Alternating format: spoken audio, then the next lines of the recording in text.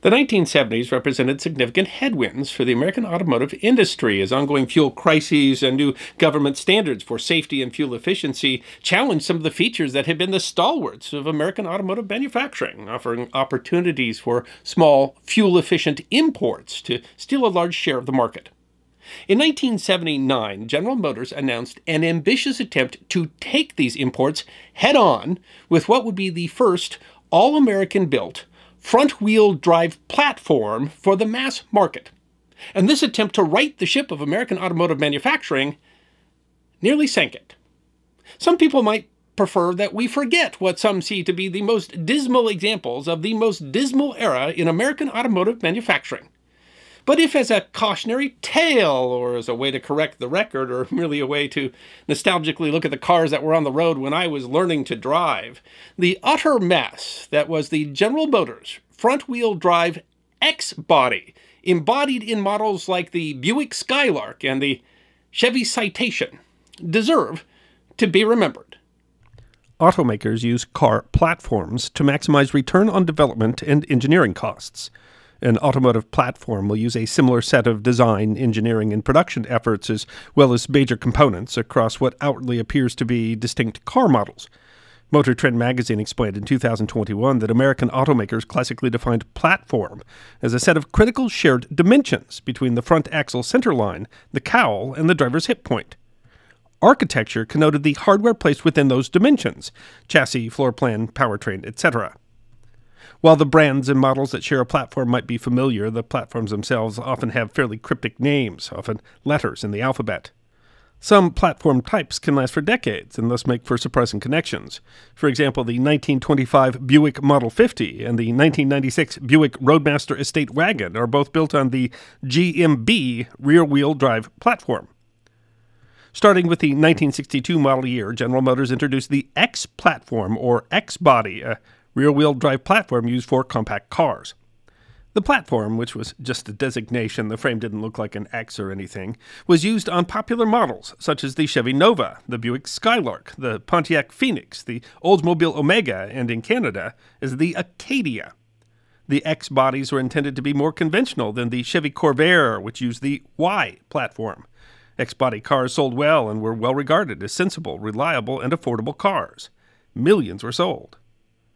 Then came 1973, and the cars that had built the American auto industry suddenly had to deal with a new America. Hagerty Media explained in 2013, the comet that ended the days of horsepower-driven fun was the Arab oil embargo in the fall of 1973. Suddenly, Americans were more worried about miles per gallon than horsepower. American auto manufacturers were caught largely unprepared for the shift, and smaller, more fuel-efficient foreign imports gained a foothold in the American market. The response was an era of automotive manufacturing in the United States that Hagerty calls the Malaise era. The term itself was derived from reactions to a speech by U.S. President Jimmy Carter on July 15, 1979, addressing issues such as a further energy crisis and ongoing recession, and proposing a new national energy policy. He never used the term malaise, instead referring to a crisis of confidence, resulting in the loss of unity of purpose for our nation. Setting aside the politics of the speech, and it still engenders divisive reactions today, the press characterized the speech as having defined a general malaise, or a feeling of decline and uneasiness in America. Automotive journalist Merle Martin then applied the term to the state of American automotive manufacturing, largely the result of the energy crisis that was the crux of the president's speech. Martin writes in a 2021 edition of The Truth About Cars, the malaise era of American automotive history refers to the period of model year 1973 through model year 1983, when the Saudis finally figuring out that they were the pushmen feeding the West oil Jones and that withholding the sweet black horse gave them power. And Southern California is getting sick of several hundred shelter-in-place Stage 1 smog alerts per year meant that, by the early 1970s, the era of cheap horsepower, chrome and Naugahyde-slathered luxury, and general automotive optimism was deader than Jimi Hendrix. It wasn't just the high gas prices or the energy crisis that drove the change in U.S. cars. Hagerty continues, not unlike the dinosaurs near the end of their time, the muscle car population had been under stress from various directions. citing government regulations from stricter requirements for bumpers to corporate average fuel economy or CAFE regulations to the 55-mile-per-hour speed limit as all contributing factors. And there was simply, well, the general malaise of the nation. Haggerty writes, "Either the cars reflected the times, or the times came to mirror the cars." In any event, it was hardly an era of optimism, with Vietnam still an open wound, the Iranian hostage crisis, and the impossibility of inflation and stagnation at the same time. It really shouldn't come as a surprise that some models with very dubious reputations that we've talked about here in the History Guide, like the Ford Pinto and the Chevy Vega, were also products of the Malaise era. But they might not have been the worst examples. As Haggerty writes, it was the X car, however, that was GM's prime contender for the Malaisiest car in history.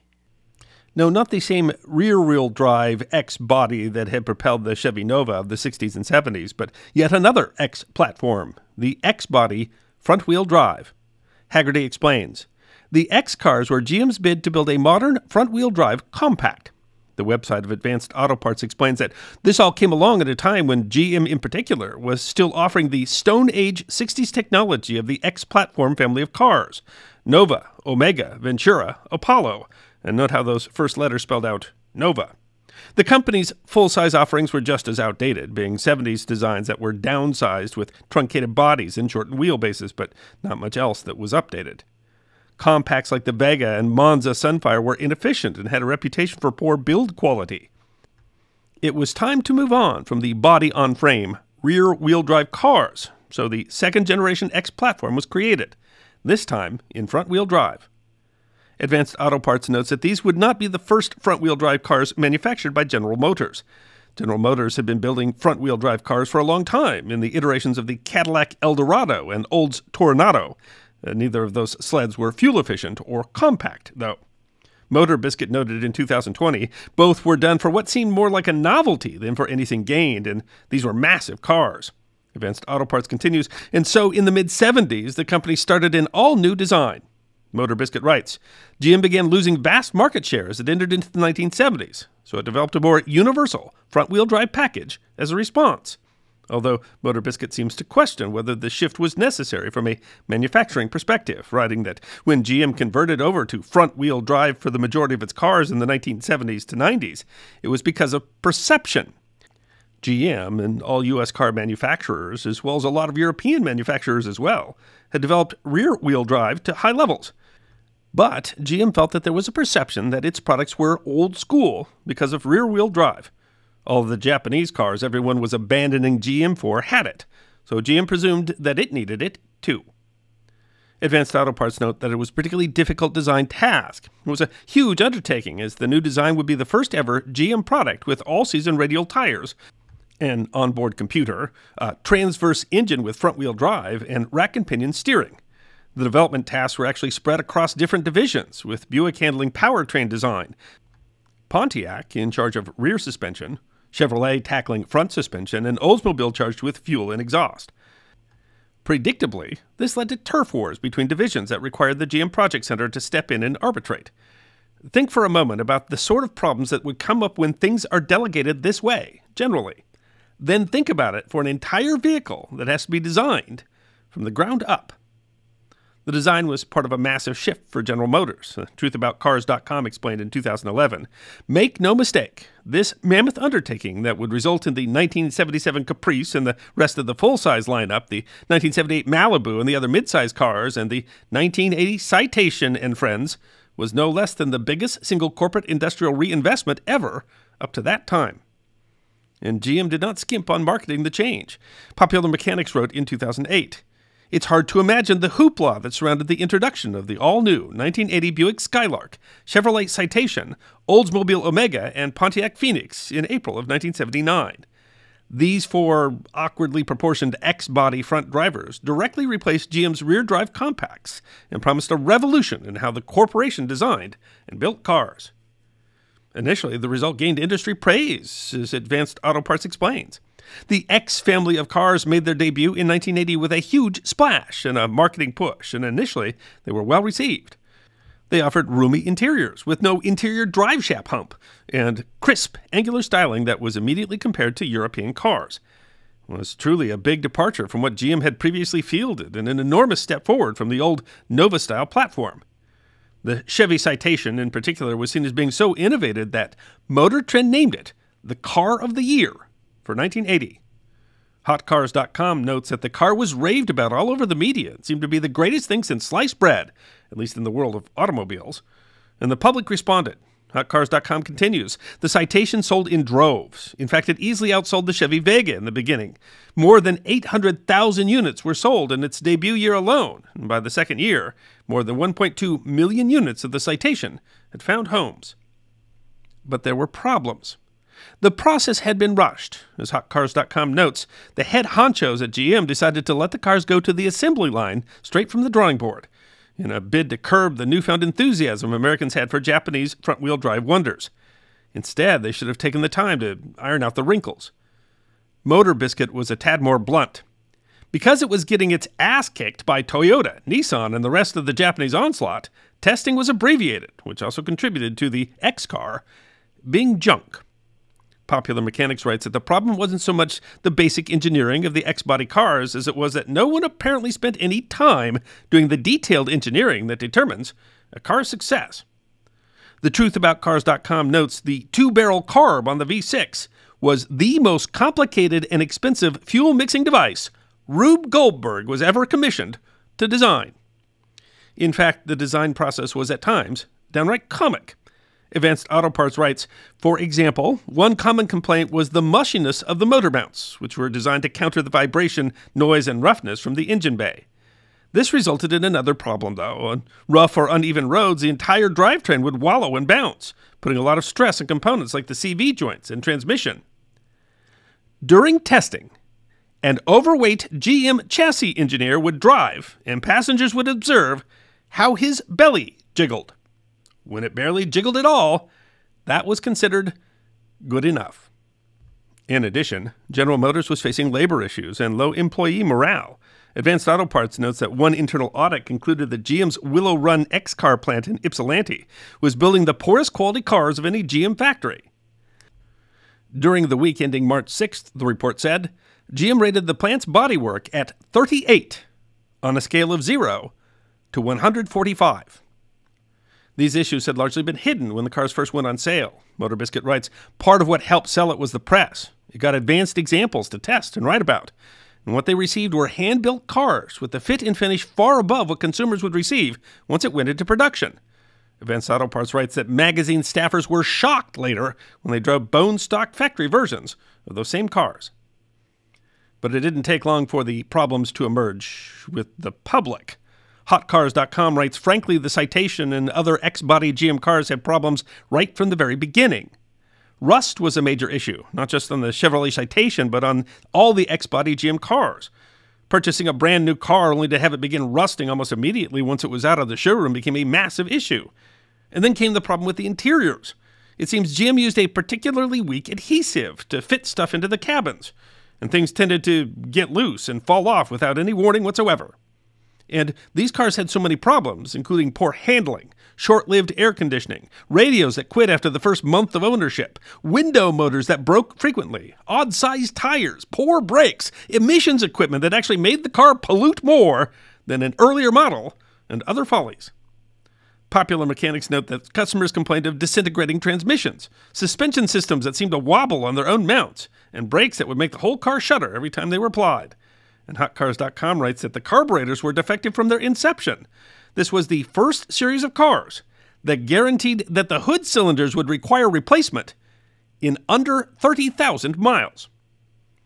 But perhaps worse, the cars became plagued by recalls. Advanced Auto Parts writes that, and the recalls continued. Steering, fuel system, suspension, transmission, body integrity, seats, electrical, and more.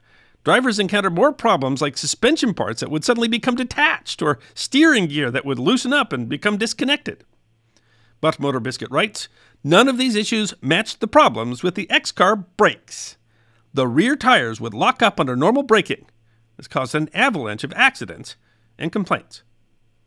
Exponent.com writes that in 1979, the National Highway Traffic Safety Administration, or NHTSA, opened an investigation after receiving complaints that some X-car rear brakes locked up on lower friction surfaces while the front tires were still rolling. In January 1983, NHTSA made a finding of defect in 320,000 of the 1980 X cars. Then came a standoff as NHTSA requested a voluntary recall. GM responded by recalling far fewer cars than NHTSA requested. Motor Biscuit writes, only 47,731 received adjustments to proportioning valves to decrease locked-up rear brakes. The brake problems persisted. GM resisted. Eventually, it recalled another 240,000 X cars across all GM divisions in 1983. But the feds weren't impressed. Exponent.com writes that in February, bypassing normal procedure of the National Highway Traffic Safety Act, the NHTSA sought an order directly from the court to take X cars off the road. However, in the end, a federal judge ruled against NHTSA, writing that there is simply no engineering evidence of any peculiar property of X cars generally that renders them in any way exceptional insofar as having a predisposition to yaw, and that GM during the trial showed that the X cars exhibited a relevant accident rate no worse than, and in most instances better than, the rate for not only peer car groups, but also all 1980 models. But the lawsuit of the brakes only put more spotlight on the troubled platform. Auto Biscuit notes, regardless, the damage was done. Sales of the Citation fell by half in its second model year, and despite a rebranding as the Citation II, continued to fall until the entire line of cars was discontinued in 1985. To this day, the NTSB lists the Citation and its siblings as some of the most recalled cars in history. What started out as the best-selling car in America went out with a whimper after only a 5-year model run. And perhaps worse, Popular Mechanics writes, still through 1985, a few million escaped to the public, souring hundreds of thousands on General Motors. And if these X cars were no more likely to be in accidents than other cars of their era, they were certainly more likely to annoy their owners. A 1988 article by the Associated Press noted that a consumer guide called The Car Book tallied the number of consumer complaints per million cars for all important car models and determined that the X cars got by far the most complaints, prompting the author of the book, a man named Jack Gillis, to opine that the X cars were probably the worst cars ever manufactured in the United States. The Malaisiest of cars in an era that Haggerty calls the decade without quality control. But if I seem too harsh on GM, which was dealing with unprecedented challenges, Advanced Auto Parts notes that as problematic as those cars were, they're worth remembering, because they represented a distinct break with the past at General Motors. They were some of the first vehicles to take on imports on their own terms with a modern design. They also note that this was the tail end of the era of blueprints and clay models, with CAD and computer design about to revolutionize the automotive industry. And Haggerty notes that the changes in technology, like improvements in fuel injectors and oxygen sensors and three-way catalysts, allowed manufacturers finally to meet fuel efficiency standards while at the same time not completely giving up on performance. In fact, they argued that 1985 was a watershed year in American automotive manufacturing. If the Malaise era proves anything, they write, it's the truth of the old saying, it's always darkest before the dawn. I hope you enjoyed this episode of The History Guy. Check out our community on thehistoryguyguild.locals.com, our webpage at thehistoryguy.com, and our merchandise at teespring.com, or book a special message from The History Guy on Cameo. And if you'd like more episodes on Forgotten History, all you have to do is subscribe.